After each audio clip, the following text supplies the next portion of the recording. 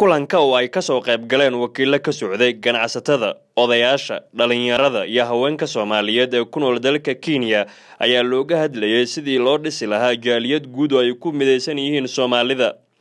Kulanka waxaa soo qaban qaabiyay guddi farsamo oo ka kooban qaybaha Soomaalida kaas oo safaaradda Soomaaliya ee dalka Kenya u xil saartay in muddo 3 bil ah ay ku soo dhisaan jaaliyad ay Soomaalidu ku wada mideysan tahay.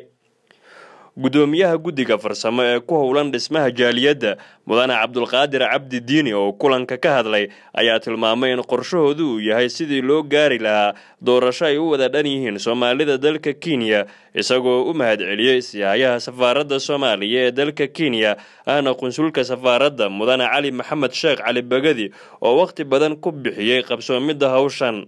haddii ilaahay idmo nalaabkan waxaan rabaa haddaad ii ogolaataan waqti inaan gaarsiiyo qof iyo cod kun qof ah waxaan rabaa inaan gaarsiiyo kaar aad ku codaysaan oo qof kastaaba jaaliyaddu ay leedahay halka ay ku haysato markii booliisku ka hor yimaado uu yiraahdo maxaa tahay jaaliyadda xafiiskeedan ka rikoor garaysanahay qofkana lagu xushmeeyo shaabadda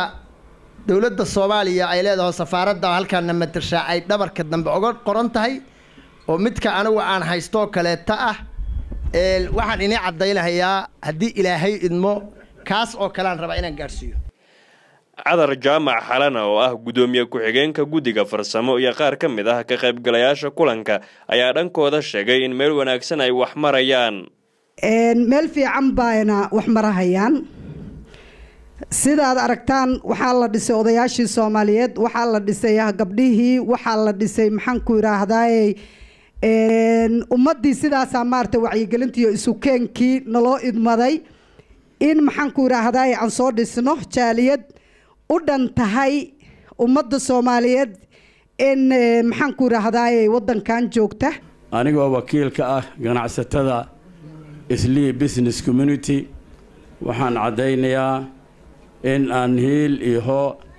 insha Allah aan la garab taaganahay jaaliyadda aan taageersanahay raggii soo qaban qaabiyay waxa kaloon aad ugu mahadcelinayaa amaanta waa mudan yahay cid badan waa amaantay anigana waa amaanayaa safiirkeena ee muxuu ahaayay ku meel gaarka Cali Bagadi dawladda dhexena waxaan u dirayaa in ninkaas safiir buuxa laga soo dhigo. Safaaradda Soomaaliya ee dalka Kenya ayaa bilowgii sanadkan magacawday guddi farsamo oo ka kooban 22 xubnood kuwaas oo ay ka soo xureen Soomaalida ku nool dalka Kenya. guddigan ayaa muddo 9 maalin ah shaqayn doona si ay u soo dhisaan jaaliyad ay ku wada mideysan tahay Soomaalida ku nool wadankan Kenya. Umar Aqil, SNTV, Nairobi.